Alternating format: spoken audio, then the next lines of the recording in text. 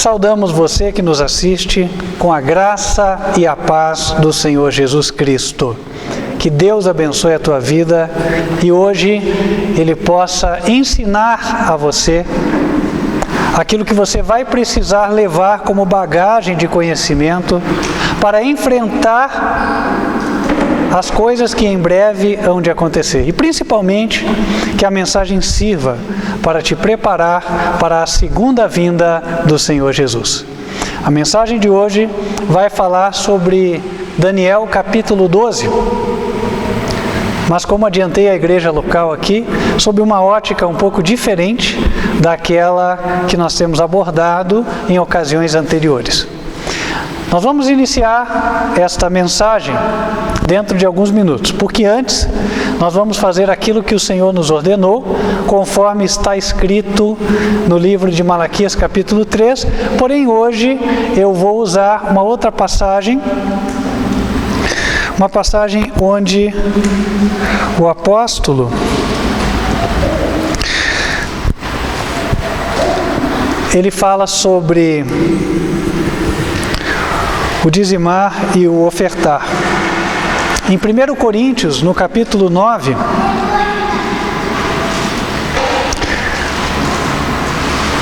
o apóstolo fala do seu caso, o caso do apóstolo Paulo.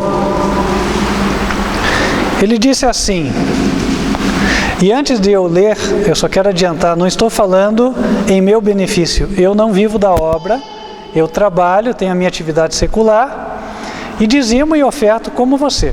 Tenho prazer de fazer isso. Inclusive a nossa viagem aqui não está sendo custeada pelo ministério, é custeada do próprio bolso com a maior alegria. Estamos muito felizes de estarmos aqui com todos vocês, né? Mas o apóstolo falou, inspirado por Deus, e vou ler. Versículo 4, o apóstolo diz: não temos nós direito de comer e de beber? Não temos nós direito de levar conosco uma mulher irmã, como também os demais apóstolos e os irmãos do Senhor e Cefas?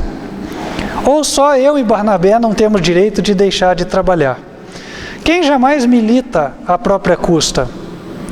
Quem planta a vinha e não come do seu fruto? Ou quem apacenta o gado e não come do leite do gado? Digo isso eu, segundo os homens? Ou não diz a lei também o mesmo? Porque na lei de Moisés está escrito: não atarás a boca ao boi que trilha o grão. Porventura tem Deus cuidado dos bois? Ou não o diz certamente por nós? Certamente que por nós está escrito, porque o que lavra deve lavrar com esperança, e o que debulha deve debulhar com esperança de ser participante. Se nós vos semeamos as coisas espirituais, será muito que de vós recolhamos as carnais? Se outros participam deste poder sobre nós, ou sobre vós, por que não mais justamente nós? Versículo 14, assim ordenou também o Senhor aos que anunciam o Evangelho, que vivam do Evangelho. Irmãos, eu vou relatar um testemunho ocorrido esta semana. Eu estava conversando com o pastor da África, o pastor João Carlos. Ele no momento encontra-se fora do seu país, em viagem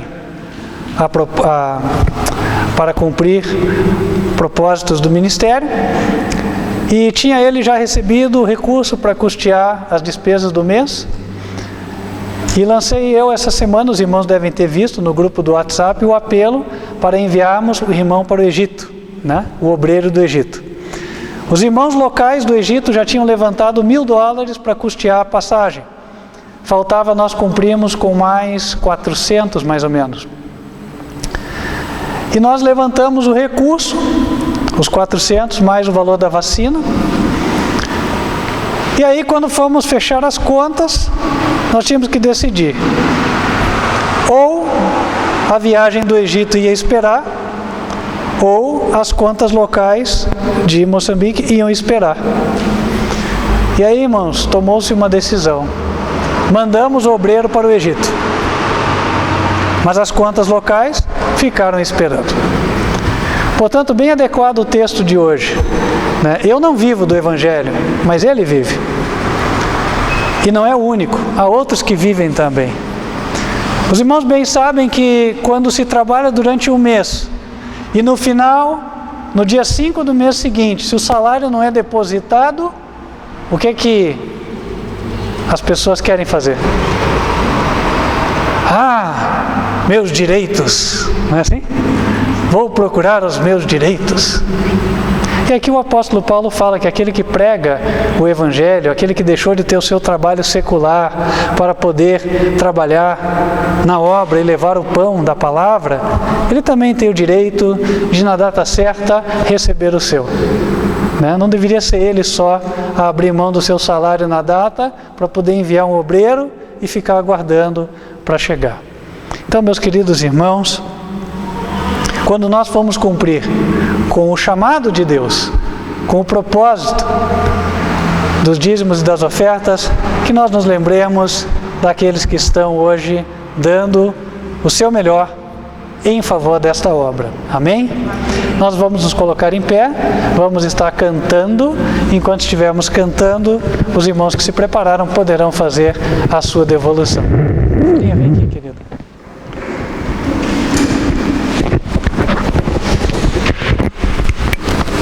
A nossa equipe de música sabe cantar a música da oferta? Então, é tão bonito, né? Nossa, me emocionei aqui escutando. Louvado seja Deus.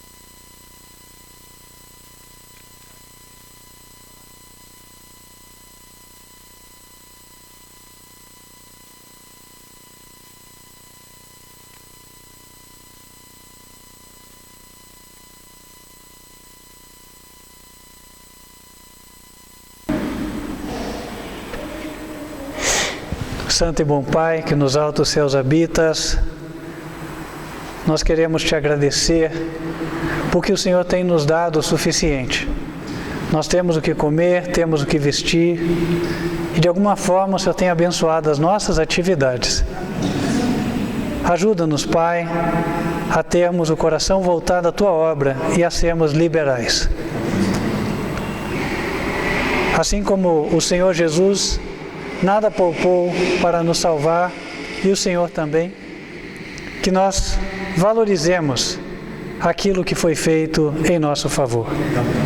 Abençoe cada dizimista, cada ofertante, abençoe as atividades econômicas do nosso povo, do Teu povo, e guia-nos, ó Pai. Pedimos que abençoe as contribuições, dê sabedoria de administração da obra, para que possam fazer o máximo, sabendo que eu de prestar contas a Ti. Pedimos também, ó Pai, que agora o Senhor venha falar conosco. No abrir da Tua Santa Palavra, venha o Senhor nos ensinar e nos dar justamente o que mais precisamos, preparando-nos para enfrentar a última grande crise e que a Tua Igreja possa sair vitoriosa e triunfante. Pedimos estas bênçãos em nome do Senhor Jesus Cristo. Amém.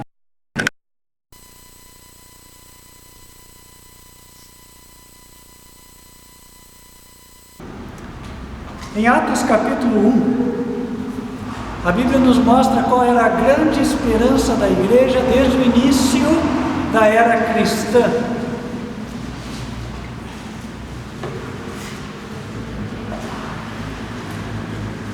Jesus já tinha ressuscitado, já tinha passado com eles por cerca de 40 dias e chegava o momento da despedida, onde Jesus ascenderia, subiria ao céu. No versículo 6 é dito que os apóstolos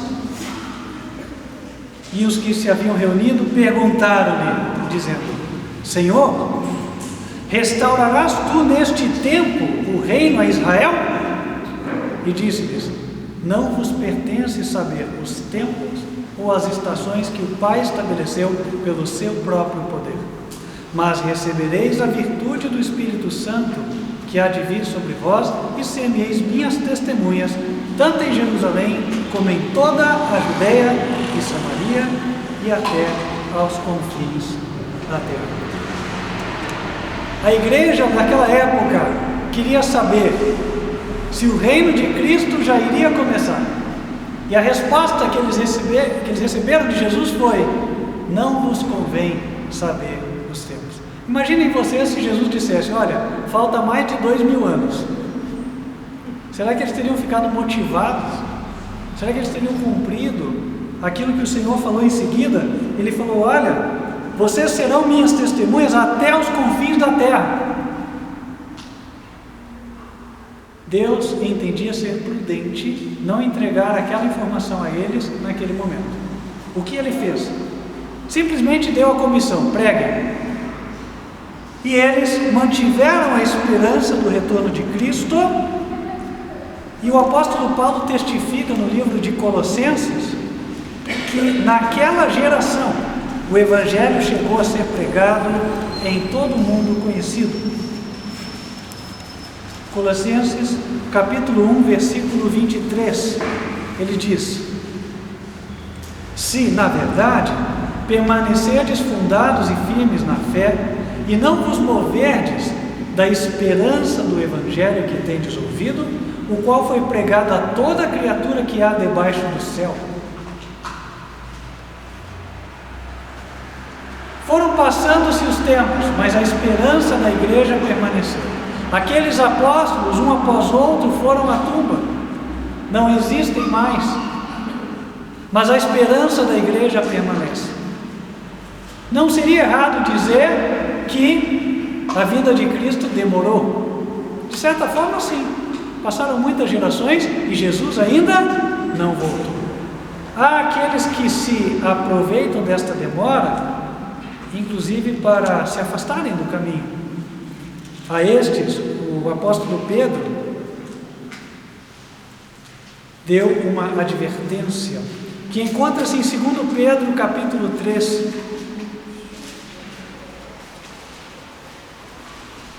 versículo 9. Ele disse: o Senhor não retarda a sua promessa, ainda que alguns a tenham por tardia, mas é longânimo para convosco, não querendo que alguns se percam, senão que todos venham a arrepender-se. Deus tem um tempo determinado para cada coisa, e com respeito à vinda de Cristo e o estabelecimento do seu reino, não é diferente. Ocorre que o ser humano acha que demora, e na medida que transcorrem-se os anos e aparentemente Jesus não vem, muitos perdem a esperança. Nós não devemos perder a esperança. E Daniel 12 é uma mensagem chave neste contexto. Por quê? Ele nos aponta um momento na história, e não vai demorar, um momento no qual é dito: não vai haver mais demora. Eu quero linkar isso com o Apocalipse junto com vocês, e aí vamos entender o que vai acontecer nos próximos anos, o que nós vamos vivenciar, para que nós estejamos preparados e nos mantenhamos firmes. Abramos, portanto, em Daniel capítulo 12.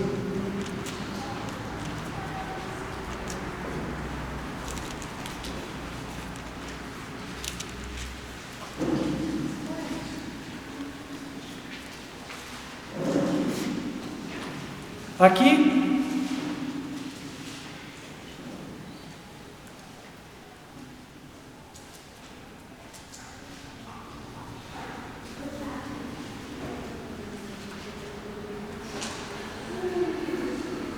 no versículo 1, o capítulo inicia falando de um tempo terrível que se passará logo antes da vinda de Cristo.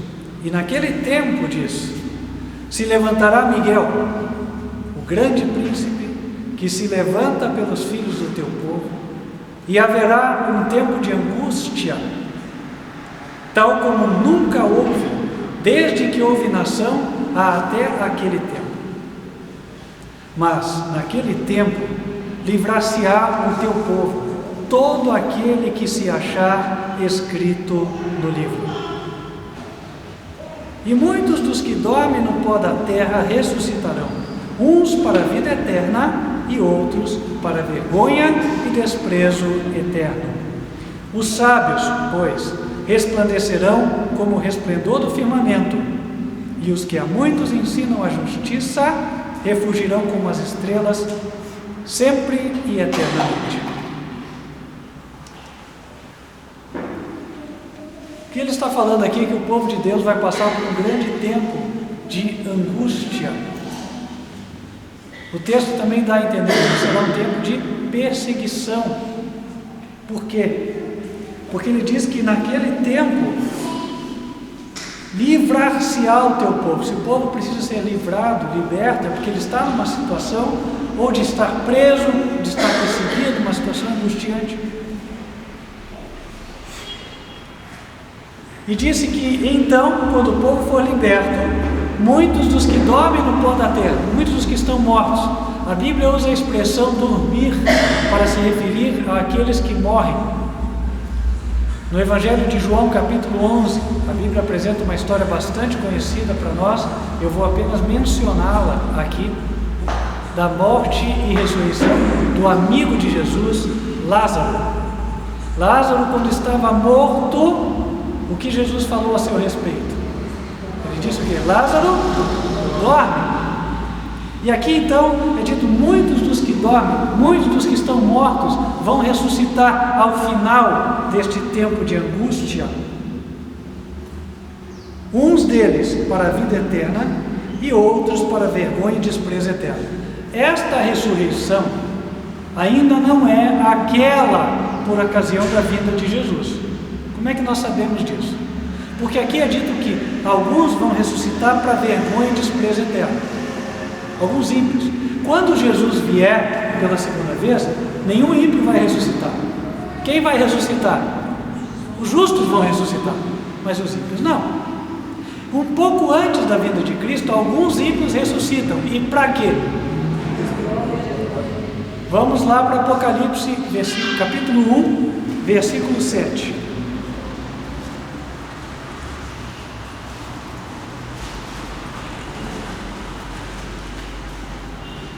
Falando sobre a vinda de Cristo, diz assim: eis que vem com as nuvens, e todo olho o verá, até os mesmos que o traspassaram, e todas as tribos da terra se lamentarão sobre ele. Sim, amém. Então note, quando Jesus vier, aqui diz, os que traspassaram a Jesus vão vê-lo. O sacerdote Anás, o sacerdote Caifás, os judeus que estavam gritando, crucifica-o, esses estarão vivos, olhando Jesus voltar nas nuvens do céu. Para estarem vivos, eles têm que ressuscitar, porque hoje estão mortos, correto? E isso vai acontecer exatamente no momento apontado em Daniel, capítulo 12. Voltemos para Daniel 12, vamos para o versículo 1. E naquele tempo, diz, naquele tempo se levantará Miguel e haverá tempo de angústia. Quando ele fala naquele tempo, por óbvio, ele está tratando de um assunto que ele já vem falando antes, né? Aí ele fala, naquele tempo, qual tempo? Que eu já expliquei lá atrás, então vai acontecer tal coisa. Se nós avaliamos com cuidado essa profecia, nós vamos ver que ela não começa no capítulo 12. Ela se inicia antes, lá no capítulo 10.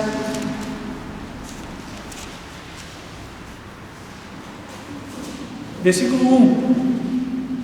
No ano terceiro de Ciro, rei da Pérsia, foi revelada uma palavra a Daniel, cujo nome se chama Beltesazar, e a palavra é verdadeira e trata de uma guerra prolongada. Eu sei que vários irmãos já estudaram conosco Daniel capítulo 11, não é assim? Então, essa guerra prolongada é uma guerra descrita no capítulo 11 de Daniel. O capítulo 11 é um capítulo bastante comprido. Ele tem cerca de 45 versículos. Esta guerra prolongada é algo que ainda não se iniciou, mas vai começar em breve. E nós já começamos a ver quem serão os atores. Hoje eu posso falar de notícias de jornal e encaixar na Bíblia. Nós estamos vendo de alguns anos para cá os estranhamentos entre China e Estados Unidos, entre Rússia e Estados Unidos, entre a Rússia e os países da Organização do Tratado do Atlântico Norte, ou a OTAN. Recentemente, um estranhamento entre França e Inglaterra. Para quem conhece a história, o que eu vou falar não é novidade. França e Inglaterra, elas têm rusgas de séculos. E aqueles países da Europa, no passado, já estiveram em guerra, cada momento em um lado. E nós vemos recentemente a formação de um bloco, uma aliança militar estratégica. Estados Unidos, Inglaterra, Austrália formaram uma aliança chamada AUKUS. Ao lado deles nós temos alguns países que parecem já se perfilar: Japão, Índia, Brasil. E há um outro bloco que parece que aos poucos vai se formando: China, Rússia, alguns países muçulmanos, por exemplo, Irã. E parece que a França também vai começando a se aproximar desta linha. Nós vemos, eu não sei se todos têm visto, mas eu tenho visto alguns vídeos falando daqueles estranhamentos ali no Oriente Médio, mísseis indo contra Israel, ou vindo de Israel. Nós estamos ouvindo de rumores de guerra. As cabeças pensantes do mundo já têm por certo de que a guerra se aproxima. teremos guerra. Daniel 11 fala de uma guerra prolongada. Irmãos, quando a Bíblia fala de uma guerra prolongada, é uma guerra que vai durar anos, não são poucos anos, são muitos. E quando a situação fica difícil, parece que o tempo não passa. Eu lembro quando eu era pequeno, né? Você ficava assim naquela ansiedade de chegar à festinha de aniversário, contando os dias, as horas, os minutos. Mas quando chegava, parecia que acabava tão rápido, você nem via o tempo passar. Porque quando está bom, né? O tempo voa. Agora, quando é ruim, quando você está doente, ele fala, não, você tem que passar 3 horas aqui na cama. Nossa, você olha, foi 2 horas e 59, 2 horas e 53, né? E assim vai. O que eu quero dizer com isso? Quando começarem estas coisas a acontecer, nós ficaremos com um desejo cada vez maior de que Jesus volte. Só que o tempo vai parecer que não passa, e as coisas vão piorando, e as coisas vão ficando mais difíceis, até chegar o ápice, que é o final desse período de guerra prolongada, que está lá em Daniel 12. Aí fala, naquele tempo haverá um tempo de angústia. Então, pense num crescente. Quem às vezes se aventura a fazer um exercício, sabe do que eu estou falando. Você está caminhando ou correndo, aí você pega um trecho muito longo de subida. Começa subindo até que está razoável. Chega no meio da subida, está sentindo já, né? Vai aproximando do final, né? É sofrido. Então, meus queridos irmãos, algo semelhante vai ocorrer com o povo de Deus nos últimos dias. E aí, no capítulo 12, ele fala do final, daquele tempo de angústia. E quando ele terminou de entregar essas informações para Daniel, no capítulo 12, versículo 4, ele interrompeu a narrativa e falou assim, tu, Daniel, fecha estas palavras e sela este livro até o fim do tempo. Por óbvio, Daniel não ia participar de tudo isso aqui, não era para ele, então por isso ele podia fechar. Agora, haveriam aqueles que sim enfrentariam. Aí, na sequência do verso 4, ele diz, muitos correrão de uma parte para outra e a ciência se multiplicará. O original literalmente nos entrega o seguinte sentido, muitos indagarão a respeito do tempo, ou seja, vão estudar as profecias e vão entender. Verso 5, e eu, Daniel, olhei, e eis que estavam 2, um desta banda à beira do rio, banda é lado, então um do lado do rio, e outro do outro lado à beira do rio. Que rio era esse? Era o rio Hidekel. É um rio que ele menciona no capítulo 10, versículo 4. Era onde Daniel estava. E no dia 24 do primeiro mês, eu estava à borda do grande rio Hidekel. E levantei os meus olhos e olhei e vi um homem vestido de linho, etc, etc. Voltamos para Daniel 12. Então ele estava em visão, aí ele viu 2 anjos, estavam conversando. E aí, alguém vestido de linho, versículo 6. E ele disse ao homem vestido de linho que estava sobre as águas do rio, que tempo haverá até o fim das maravilhas? Como essa pergunta ela é pertinente, ou seja, como a resposta dela é importante. Quando você está numa situação angustiante, você quer que ela acabe logo, ou pelo menos você gostaria de saber quando é que ela vai terminar. E aí vem a pergunta, que tempo haverá até o fim destas maravilhas? A pergunta foi feita ao homem que estava sobre as águas. Quem que andou sobre as águas, irmãos? Jesus. Este é Jesus, portanto. E aí Jesus vai responder, versículo 7. E ouvi o homem vestido de linho, que estava sobre as águas do rio, quando levantou a sua mão direita e a sua mão esquerda ao céu, e jurou por aquele que vive eternamente, que depois de um tempo e tempos e metade de um tempo, e quando tiverem acabado de destruir o poder do povo santo, todas essas coisas serão cumpridas. O Senhor prometeu que no tempo do fim vai derramar o seu poder sobre o seu povo, na forma do equivalente a uma chuva. Ele chama isso de chuva serôdia. Será o derramamento do Espírito Santo. Por isso o povo de Deus terá poder. Isso é revelado no livro de Joel, capítulo 2. Avançando um pouquinho depois de Daniel, nós temos Oséias e em seguida Joel. Em Joel capítulo 2, no versículo 23 é dito: E vós, filhos de Sião, regozijai-vos e alegrai-vos no Senhor vosso Deus, porque Ele vos dará ensinador de justiça e fará descer a chuva, a temporã e a serôdia no primeiro mês. Verso 28: E há de ser que, depois, derramarei o meu espírito sobre toda a carne, e vossos filhos e vossas filhas profetizarão, os vossos velhos terão sonhos, os vossos jovens terão visões. E também sobre os servos e sobre as servas, naqueles dias derramarei o meu espírito. E por que é que Deus vai derramar o espírito? Aqui é um ponto importante, até para nós entendermos qual é o verdadeiro derramamento do Espírito Santo. Ele vai derramar o espírito, não é para as pessoas fazerem exibições, né? Olha, o Espírito foi derramado, olha só quanta coisa diferente eles estão fazendo. Aí às vezes até parece um pouco algazarra. Não foi para isso que Deus se propôs a derramar o Espírito Santo. Ele se propôs a derramar o Espírito para quê?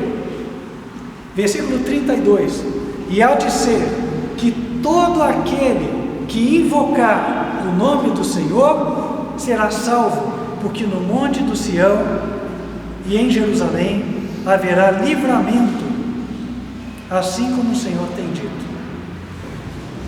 Quando ele fala que haverá livramento, entendam que a proposta da Bíblia é nos livrar do pecado, da transgressão da lei. Livramento é tirar de uma situação de desobediência para uma situação de obediência.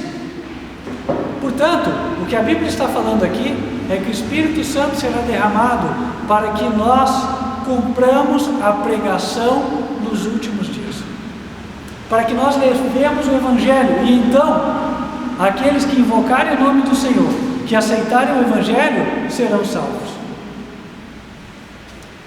E aí nós voltamos a Daniel capítulo 12 e podemos entender melhor o que Jesus falou. Porque quando foi perguntado para Jesus: olha, quando é que vai acabar essa angústia do povo de Deus? Quando é que vai acabar esse período terrível de guerras? Período onde o povo de Deus será também perseguido, um período de escassez. A guerra traz muita coisa ruim: fome, traz peste, traz escassez, traz insegurança quanto ao dia de amanhã, traz insegurança quanto ao hoje. Não sei se eu vou permanecer vivo, pode começar a haver uma troca de tiros aqui, eu não sei. Aí Jesus disse: quando acabarem de destruir o poder do povo santo. O original, em lugar de destruir, ele traz literalmente dispersar, o que faz mais sentido no contexto do fim. Por quê? Ora, o povo de Deus recebe o poder, assim como os apóstolos receberam. E aí o que é que eles faziam? Quando eles iam curar uma pessoa, ele tinha que impor as mãos. E através da imposição de mãos, o Espírito Santo era concedido àquela pessoa que recebia a imposição. E aí o Espírito era disperso, ele era derramado sobre outros. E quando, no tempo do fim, o povo de Deus receber o Espírito Santo, também por imposição de mãos, estará o quê? Distribuindo o Espírito a outros interessados. E aí vai acontecer que as pessoas vão recebendo, o Espírito vai sendo distribuído. Quando todos tiverem feito a sua decisão, então não haverá mais razão de continuar se distribuindo o Espírito do Senhor. Quem tem, tem. quem não tem é porque não quis e rejeitou. Aí vai se cumprir a palavra de Jesus, quando tiverem acabado de destruir ou dispersar o poder do povo santo. Então esse é um sinal do fim. Um sinal do fim tem a ver com terminar o tempo de oportunidade para todos. Fechar a porta da graça é uma expressão que muitos usam.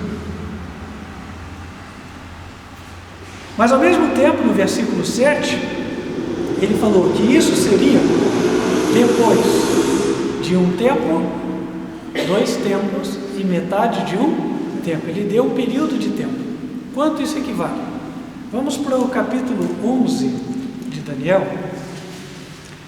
E no versículo 13, nós temos a explicação do termo tempos. Porque o rei do norte tornará e porá em campo uma multidão maior do que a primeira e, ao cabo de tempo, isto é, de anos, virá à pressa com grande exército. Portanto, cada tempo equivale a 1 ano. Se são 1 tempo, mais 2 tempos, mais metade de 1 tempo, nós temos 3 anos e meio ano, 3 anos e meio. Então Jesus, em dado momento, diz assim: só vai ter mais 3 anos e meio, e aí acaba, e aí vai ter o livramento. Olha, irmãos, hoje isso pode parecer só uma teoria, né? É mais um conhecimento. Estou sabendo, a profecia diz isso aqui. Mas quando nós estivermos vivenciando esse tempo terrível de angústia, na verdade essa mensagem será muito preciosa, porque quando nós vemos o marco de início, nós vamos dizer: puxa, só falta 3 anos e meio, ainda bem. Outro detalhe, ainda no versículo 7, voltando lá para Daniel 12, quando Jesus fala que só vão faltar 3 anos e meio, antes disso, não sei se vocês notaram, mas ele levantou ao céu a mão direita e a mão esquerda.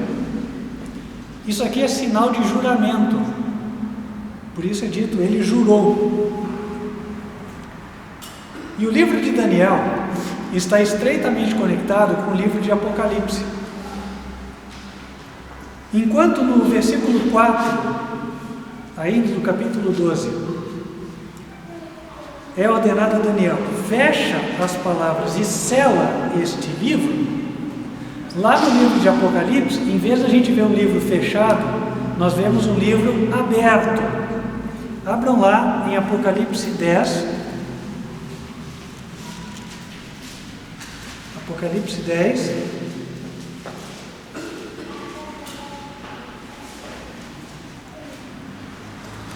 Versículos 1 e 2. E vi outro anjo forte que descia do céu, vestido de uma nuvem, e por cima da sua cabeça estava o arco celeste. O rosto era como o sol, e os pés como colunas de fogo, e tinha na mão um livrinho aberto. Ora, qual era o livro que um dia esteve fechado? Daniel. E agora ele aparece aberto. E nesse contexto, ou seja, agora eu já tenho os elementos que me permitem entender, opa, tem uma ligação entre Daniel 12 e Apocalipse 10, vou juntar. E aí, no versículo 5, eu vejo um juramento também.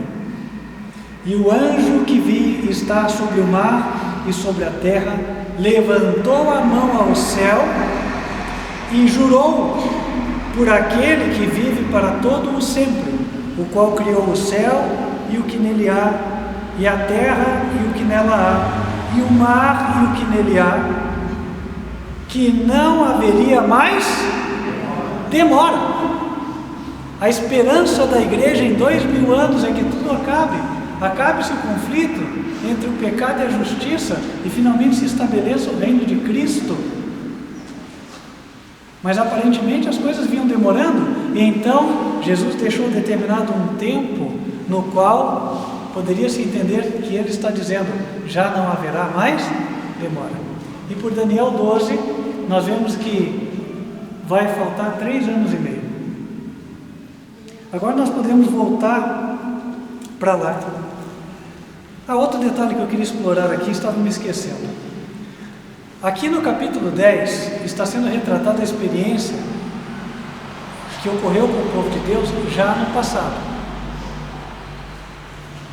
Em 1844, mais especificamente em 22 de outubro, um povo estava aguardando a segunda vinda de Jesus, mas Jesus não veio, e eles se decepcionaram.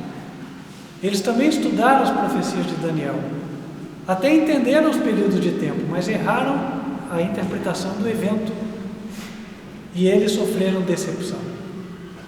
Para eles também houve uma demora. E agora, nos nossos dias, essa mensagem volta e aí fala com mais força. Por quê? Desde então, existem pessoas que falam do advento de Cristo. Daí que surgiram as igrejas adventistas, tem muitas, não é uma só. Tem adventista do sétimo dia, adventista da promessa, adventista da reforma, e assim vai. Né? Infelizmente falharam em cumprir a missão que Deus lhes deu, e aí Deus levantou o ministério quarto anjo, a advertência final. E a nós, ele nos aponta um tempo pelas profecias, onde Cristo dirá, não haverá mais demora. Vamos voltar então para Daniel 12 e entender o restante da profecia. Até aqui nós falamos de um período de tempo, mas não se falou do marco inicial de contagem. E esse marco inicial é o grande X da questão para entendermos a profecia. Quer dizer, se nós entendemos esse marco, vamos entender a profecia. Daniel 12, versículos 8 em diante. Talvez você esteja no seu pensamento dizendo o mesmo que vamos ler. E o que Daniel disse: eu, pois, ouvi, mas não entendi. Por isso eu disse, Senhor meu, qual será o fim dessas coisas? E ele disse, vai, Daniel, porque estas palavras estão fechadas e seladas até o tempo do fim. Muitos serão purificados e embranquecidos e provados, mas os ímpios procederão impiamente, e nenhum dos ímpios entenderá, mas os sábios entenderão. Desde o tempo em que o contínuo sacrifício for tirado e posta a abominação desoladora, haverá 1290 dias. Bem-aventurado o que espera e chega até 1335 dias. Tu, porém, vai até o fim, porque repousarás e estarás na tua sorte no fim dos dias. Fica evidente aqui que esse período de tempo não era para a época de Daniel, porque Deus falou, você vai estar na tua sorte, você vai repousar, vai morrer, mas no fim dos dias, lá na frente, você vai ressuscitar e terá o seu galardão, a sua recompensa. Agora, como é que nós vamos entender essa chave que está aqui? Ele fala, olha, desde o tempo em que o contínuo for tirado e no seu lugar colocado alguma coisa, que é chamado aqui de abominação desoladora, então haverá 1290 dias que se estenderão até 1335.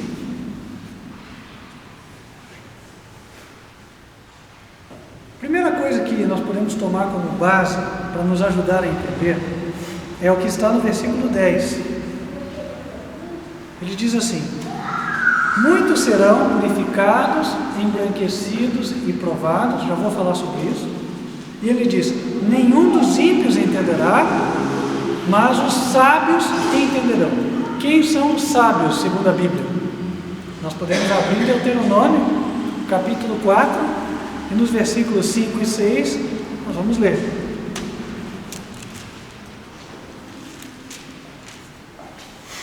Deuteronômio 4, versos 5 e 6.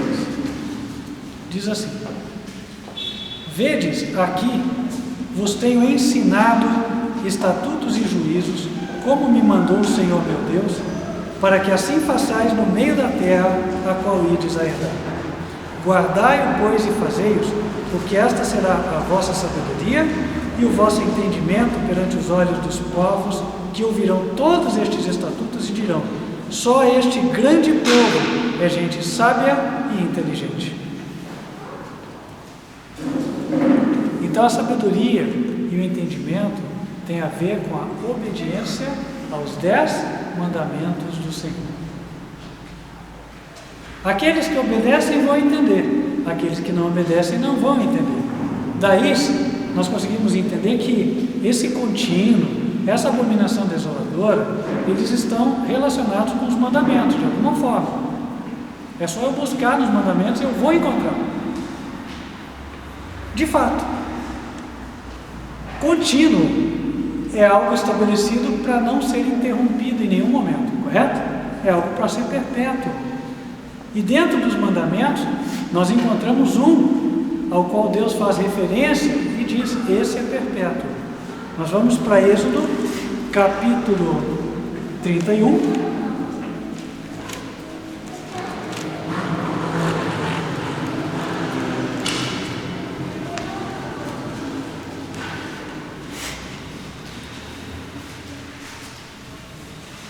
E no versículo 13, ele inicia dizendo: tu, pois, fala aos filhos de Israel, dizendo: certamente guardareis meus sábados, porque é um sinal entre mim e vós nas vossas gerações, para que saibais que eu sou o Senhor que vos santifica.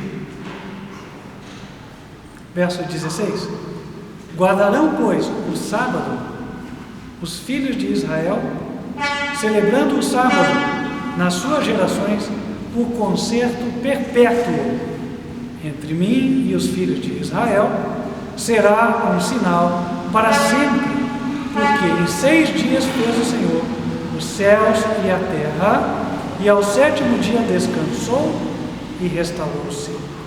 E deu a Moisés, quando acabou de falar com ele no Monte Sinai, as 2 tábuas do testemunho, tábuas de pedra escritas pelo dedo de Deus.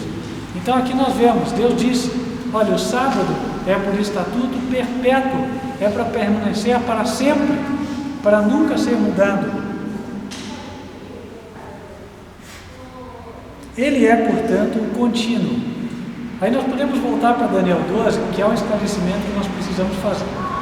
Daniel 12, versículo 11. Ele diz ali: desde o tempo em que o contínuo sacrifício for tirado. Em várias Bíblias, a palavra sacrifício aparece com as letras em itálico, deitadinhas. Só levante a mão quem tem uma Bíblia assim, que a palavra sacrifício está com a letrinha deitada. Levante as mãos, deixa eu ver. Ó, vocês que estão aí, olhem ao redor para vocês verem. A Bíblia, por exemplo, Revista e Corrigida, traz isso, a minha traz, a palavra sacrifício deitada. O que quer dizer isso? É a palavra que não está no original. Então nós não podemos considerá-la para efeito de estudo deste capítulo. Então não é o contínuo sacrifício, é só contínuo. E o contínuo aqui é o sábado, quando o sábado for tirado e colocado o domingo em seu lugar. Desde o tempo em que o sábado for tirado e posta a abominação desoladora. Até já adiantei, né? O que é abominação para Deus? Toda vez que Deus falava de culto idolátrico, ele se referia ao culto como sendo uma abominação. Tem muitas coisas que para Deus são abominação.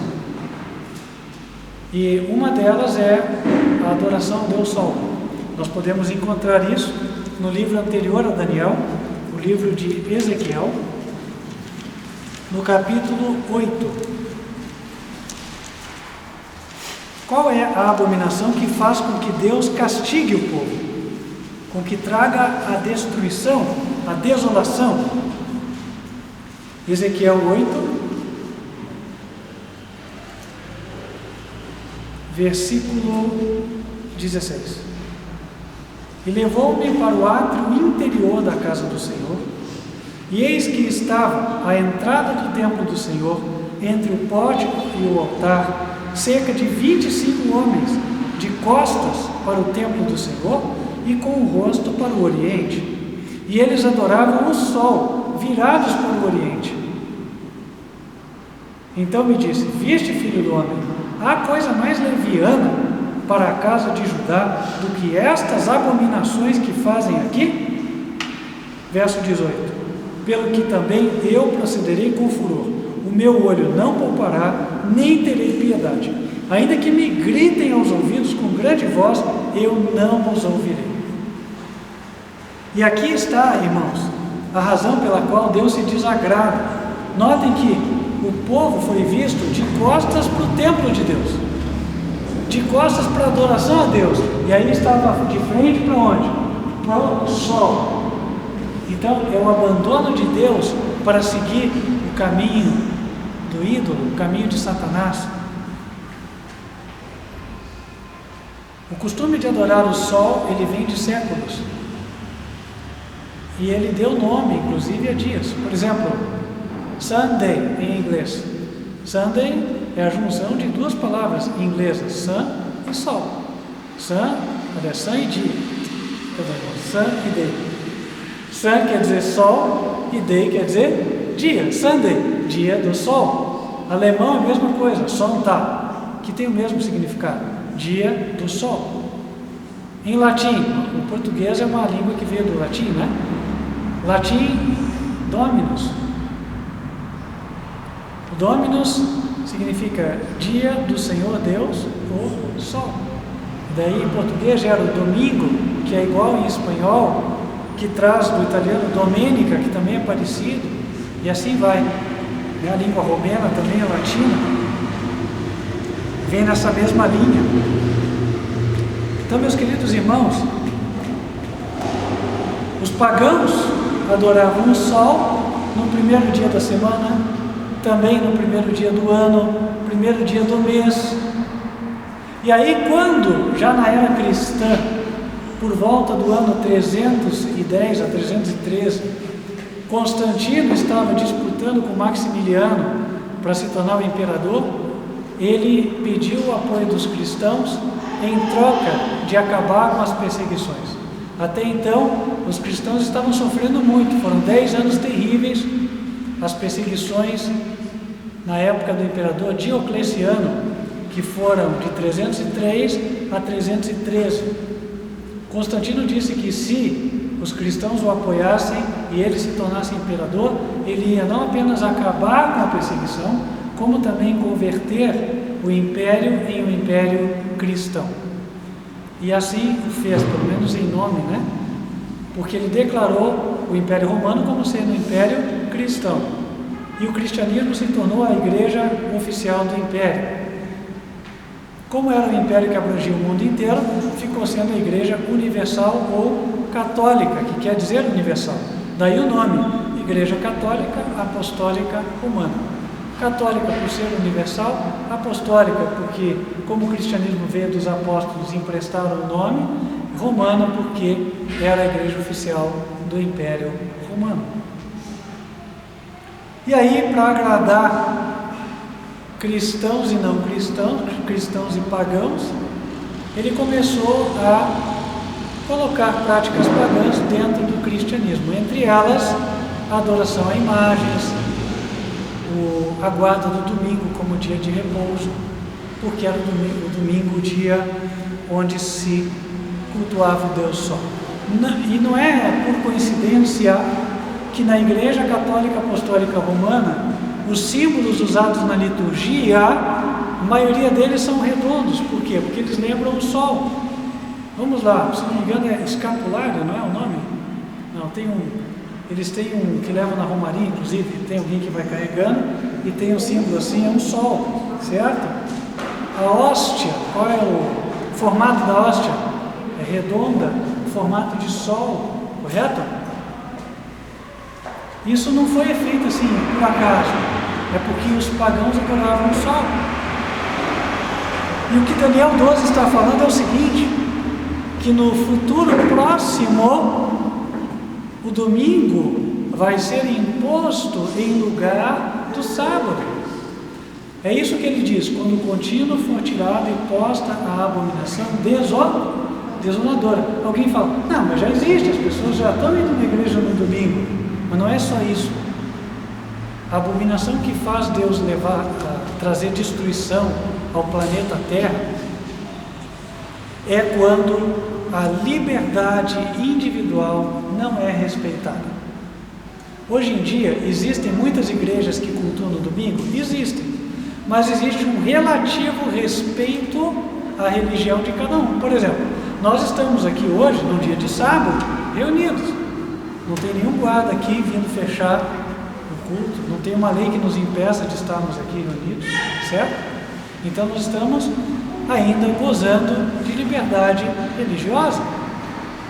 Mas chegará um tempo onde isso não será mais assim. É isso que a Bíblia está nos apontando. Quando por lei os homens forçam a consciência, quando as leis de Deus são pisadas pelos legisladores, então Deus põe um basta ali. Deus deixa o mal avançar, mas Deus tem um limite a partir do qual não deixa mais. Nós podemos ver isso caracterizado em Isaías, capítulo 24. Eu convido os irmãos para abrirem. Isaías, capítulo 24.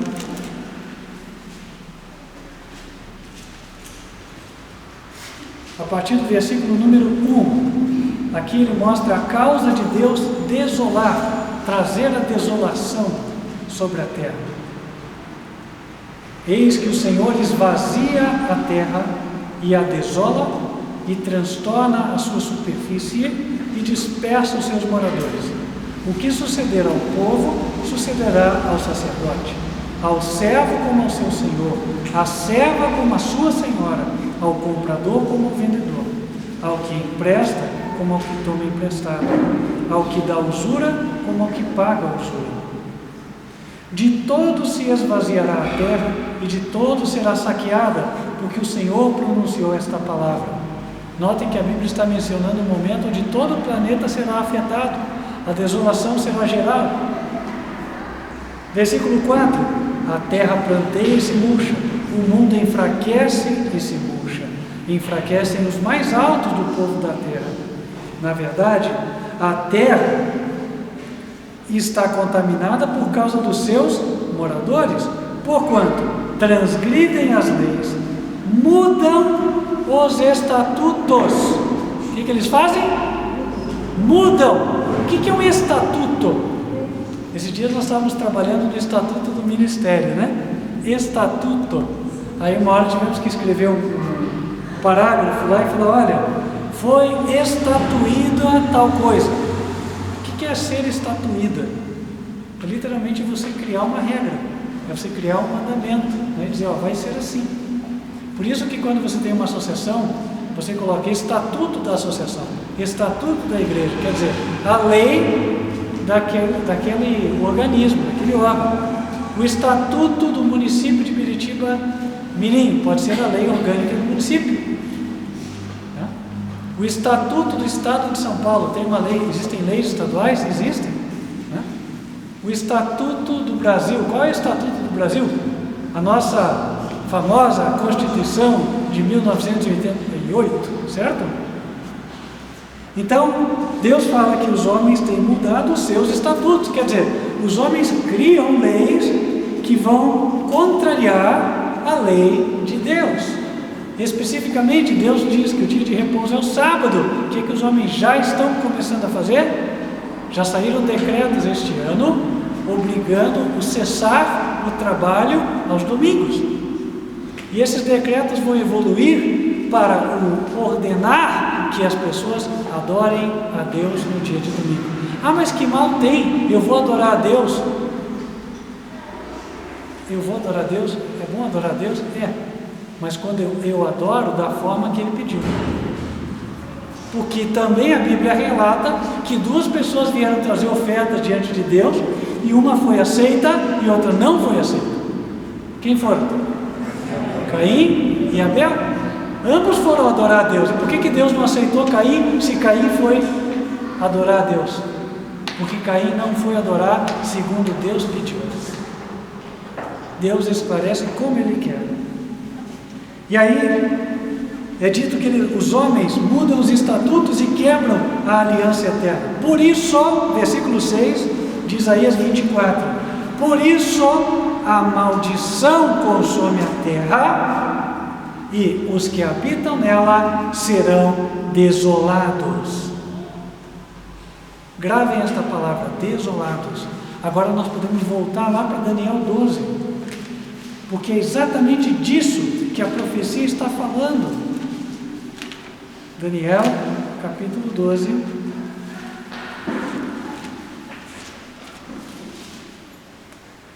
versículo 11.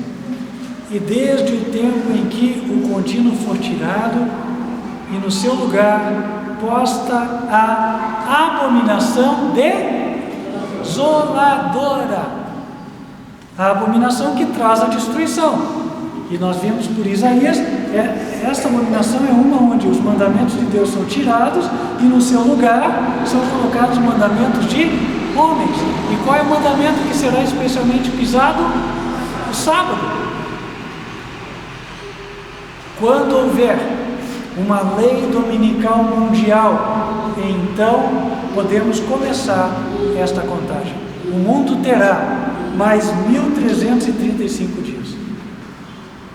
Mas por que ele fala 1290 e daí bem-aventurado quem espera mais um pouquinho e chega até 1335? A resposta, irmãos, quando eu estava estudando essa profecia e tive essa indagação, quando eu entendi, eu vi que ela caiu de maduro. Por quê? Ora, o capítulo começa falando de um tempo de angústia terrível. Feliz é quem passa esse tempo e chega no livramento. Não é óbvio? Então, o que acontece é, quando vier a lei dominical mundial, nós vamos contar 1290 dias, um pouquinho mais do que 3 anos e meio. E aí vai começar esse tempo de angústia terrível.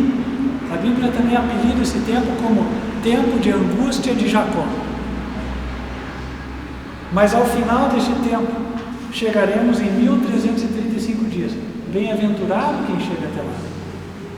Há aqueles que não vão chegar. Há aqueles que vão morrer nesse tempo de angústia. Não os santos de Deus, mas os ímpios, muitos vão morrer. Mas feliz é aquele que chega no final, porque será liberto. Haverá livramento para o povo do Senhor.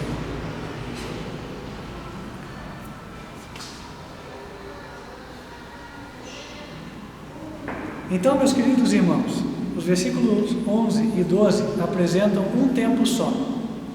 Ocorre que ele é estendido. Ele vai até 1290 dias, então inicia-se o tempo de angústia durante esse tempo final até 1335 dias. Haverão 45 dias de angústia, portanto. O que nos falta é encaixar os 3 anos e meio que Jesus falou no versículo 7. Jesus falou que tudo aquilo ia acabar em 3 anos e meio, não foi isso? Ora, irmãos, se a minha linha do tempo está terminando com 1335 dias, e Jesus falou que tudo ia se acabar em 3 anos e meio, o certo é dizer que os tempos terminam juntos. Isso pode soar estranho para nós, porque nós ocidentais, nós escrevemos da esquerda para a direita. O nosso raciocínio é assim. Agora, lembrem-se vocês que a Bíblia foi dada primeiramente aos hebreus. E os hebreus, o hebraico você escreve da direita para a esquerda. Então é sempre de trás para frente, correto? Então nós temos, eu posso escrever aqui, eu tenho 1335 dias, certo? Deixei isso marcado. Agora eu vou encaixar 3 anos e meio. O que eu faço? Eu começo daqui para trás, 3 anos e meio. Vai ser isso. 3 anos e meio vão dar 1260 dias na contagem bíblica, tá? Vão ser 75 dias a menos. Então é como se eu começo aqui com a lei dominical mundial e 75 dias depois começam esses 3 anos e meio finais. O que vão ser esses 3 anos e meio finais? A Bíblia diz que vão ser 3 anos e meio de reinado final da besta do Apocalipse. Abram lá comigo em Apocalipse capítulo 13.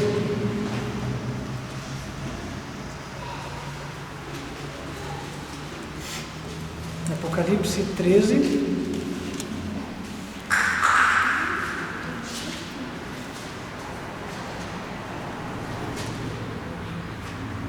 Versículo 1. E eu pus-me em pé sobre a areia do mar, e vi subir do mar uma besta que tinha 7 cabeças e 10 chifres, e sobre os chifres 10 diademas, e sobre as cabeças um nome de blasfêmia.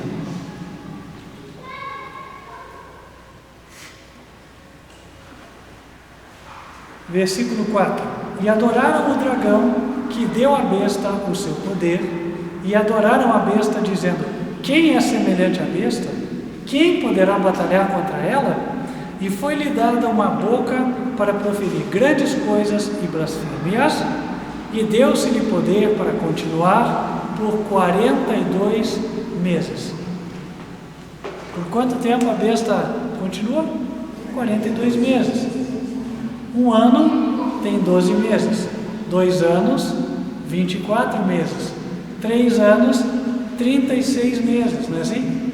É o carnê, né, que você faz o parcelamento, né? O pessoal sabe bem isso aí, né? 3 anos e 36 meses. Se eu somar mais 6 meses, 42, certo? Então 42 meses são 3 anos e meio.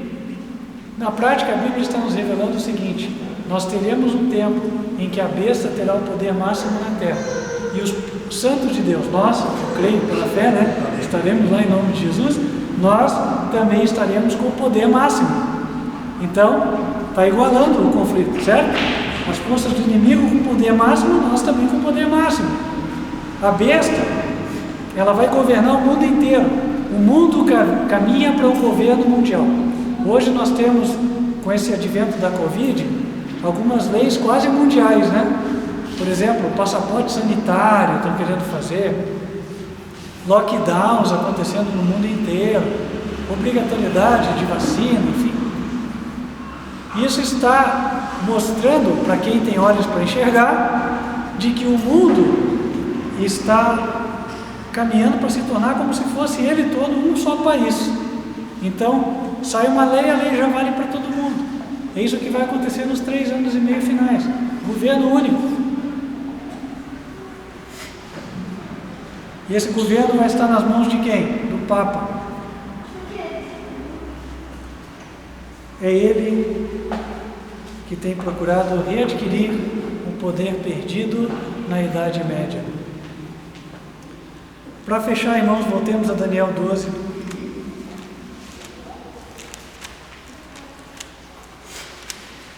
Tem um detalhe que ficou para o final. Versículo 10.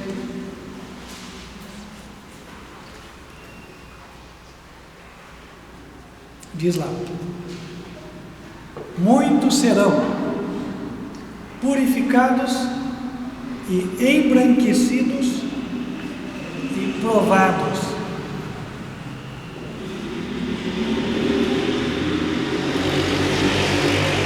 Quem vocês acham que são esses? Os santos. Nós seremos purificados, embranquecidos e provados. Como é que nós somos purificados?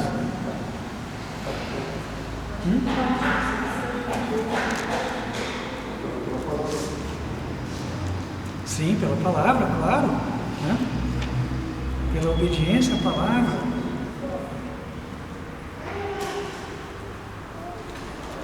No livro de Efésios, o Senhor Jesus fala isso. Efésios capítulo 5, versículos 25 em diante. Diz assim: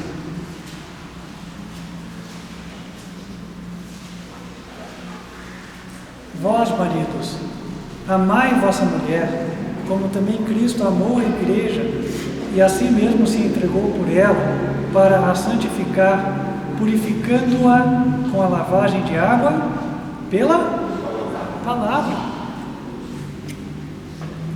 Agora, como é que... Aliás, lá em Daniel 12 ele fala 3 coisas, né? Fala purificado, em seguida ele fala embranquecido. Como é que nós somos embranquecidos?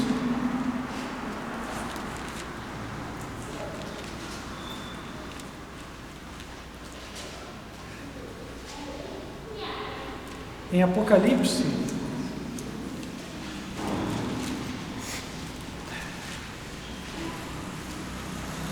no capítulo 7, versículo 14,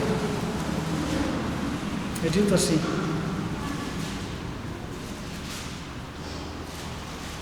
depois dos 2 pontos, tá?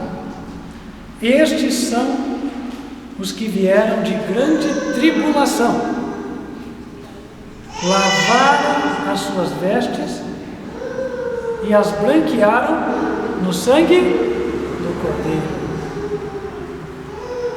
Às vezes nós achamos ruins as provas. Vem uma dificuldade na minha vida, mas as provas Deus as permite por um propósito.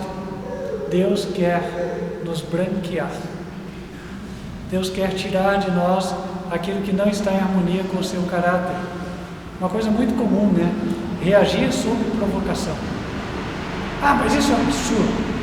Ah, mas isso é muita humilhação. Ah, mas isso eu não vou deixar. E coisas do gênero. Aí Jesus fala que ele era manso e humilde. Uma vez eu li, e é muito verdade. Nós não somos nem uns 50 avos humildes o quanto deveríamos ser. Uns 50 avos é 1 dividido por 50. Ou seja, somos 50 vezes mais orgulhosos. Deveríamos ser 50 vezes mais humildes. E aqui é dito que por meio da tribulação as vestes serão branqueadas. Deus não faz o seu povo sofrer porque Ele gosta. Nós vamos sofrer? Vamos. Mas Deus tem um propósito nisso. E se nós mantivermos isso na nossa mente, eu tenho certeza de que isso vai ser um alento para cada um de nós. Sabendo, não, tudo bem.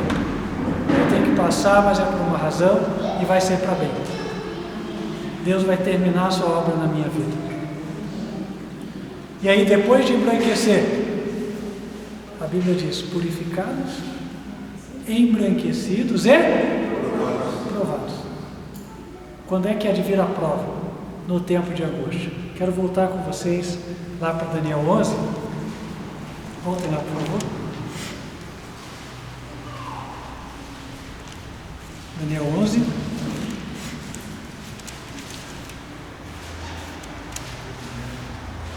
Antes de começar o tempo de Daniel 12, vem o tempo de Daniel 11, que essa é uma narrativa só.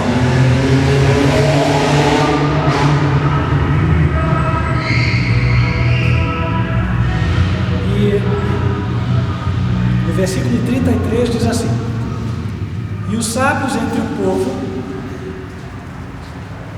ensinarão a muitos, todavia cairão pela espada, pelo fogo e pelo cativeiro e pelo roubo por dias. E caindo eles, serão ajudados com pequeno socorro, mas muitos se ajuntarão a eles com lisonjas. E alguns dos sábios cairão para serem provados e purificados e embranquecidos até o fim do tempo. Então, isso aqui acontece até o fim do tempo. Quando chegar o tempo do fim, aí vem outra prova. E há uma ordem nas coisas. Notem que aqui o verso 35 fala: primeiro, provados; segundo, purificados; e terceiro, embranquecidos. Agora vamos para o capítulo 12, versículo 10.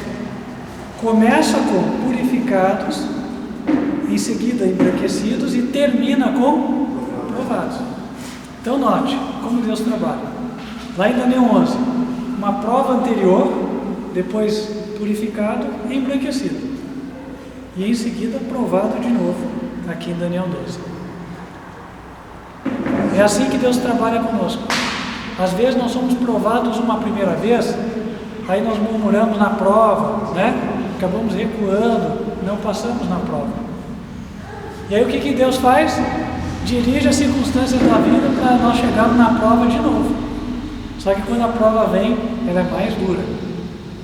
E cada vez que a prova voltar, ela vai ser mais dura. Por isso, apesar de Deus nos dar uma taça amarga para tomar, é importante e sábio que na primeira vez a gente já tome ela com paciência, com mansidão, certo? Para que ela não volte, né? Aí a gente já vai para as próximas, compreende? Aí a gente avança mais rápido, né? Eu vou dar um exemplo para vocês. Abraão recebeu uma promessa, não foi? Qual foi a promessa? Filho. Aí Abraão não teve paciência, a esposa instigou ele lá, ele foi e arrumou o filho da serva da esposa. E aí aquilo não demonstrou a fé. Mas o propósito de Deus é que Abraão fosse o pai da fé. Então Deus reservou uma última prova para Abraão. Quando o filho já estava adulto, falou: mata o filho. Prova muito mais dura. Mas, graças a Deus, Abraão passou no teste. Meus queridos irmãos, Deus está nos chamando para sermos purificados e embranquecidos. Ele quer que nós cooperemos com Ele. Ele não está dizendo que o futuro será fácil, haverão dificuldades, mas Ele prometeu vitória. Amém? Amém. Quem quer vencer com o Senhor? Assim seja, em nome do Senhor Jesus. Vamos nos colocar de joelhos e falar com Deus.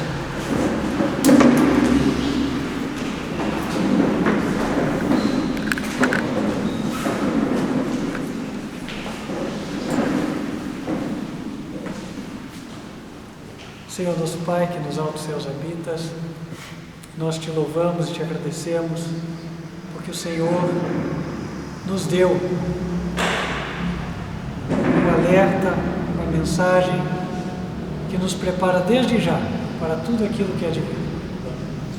Pedimos ao Pai que o Senhor venha nos fortalecer, derrama o Teu Espírito sobre nós, a Tua Igreja, e que nós, Senhor, possamos ser aprovados em todas as provas que havemos de passar. Guia-nos, ó Pai, pelo caminho reto e que continuemos aprendendo a Tua palavra. Também, Senhor, abençoa-nos nos esforços de levar a Tua palavra a todo mundo, àqueles que não a conhecem. E que esta profecia também chegue, Senhor, aos ouvidos daqueles que vão passar por esse tempo. Que todos possam tomar a sua decisão. Obrigado por estar conosco até aqui. Pedimos que nos dirija no restante deste dia. É o que te rogamos, em nome de Cristo Jesus. Amém.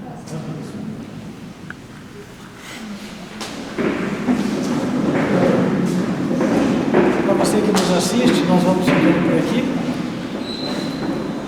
Eu gostaria de estender o convite para que você continue acompanhando o Ministério, lembrando que você nos encontra no site internet advertenciafinal.com. Lá você vai encontrar os vídeos também e os canais que o Ministério ainda possui, enquanto ainda há uma liberdade parcial, tanto no Vimeo quanto no YouTube. Te convido também, caso você queira fazer estudos mais aprofundados sobre as profecias, a entrar no site, buscar os livros do Ministério. Nós temos muitos livros, obviamente não podemos doar a todos, porque o Ministério é pequeno, mas eles têm um preço razoável, você pode adquirir. E se você quiser receber estudos bíblicos para dar amanhã ou depois o passo do batismo, entre em contato conosco. Será uma alegria, um prazer poder te auxiliar ou indicar a igreja ou o grupo mais próximo. Você nos encontra por 3 vias, ou por e-mail, ou pelo WhatsApp, ou pelo telefone. O WhatsApp e o telefone são o mesmo número. Fora do Brasil você diz que é 55, no país 41 99509 8425. E por e-mail contato@advertenciafinal.com. Nós vamos ficando por aqui, mas antes eu gostaria de invocar as bênçãos do Senhor sobre a tua vida. Se quiser recebê-las, te convido a fechar os olhos. Que o Senhor te abençoe e te guarde. Que o Senhor faça resplandecer o seu rosto sobre ti e de ti tenha misericórdia. Que o Senhor levante sobre ti o seu rosto e te dê a paz. Amém. Que Deus te abençoe. Espero que estejamos juntos nas próximas oportunidades, se Ele assim o quiser. Até lá.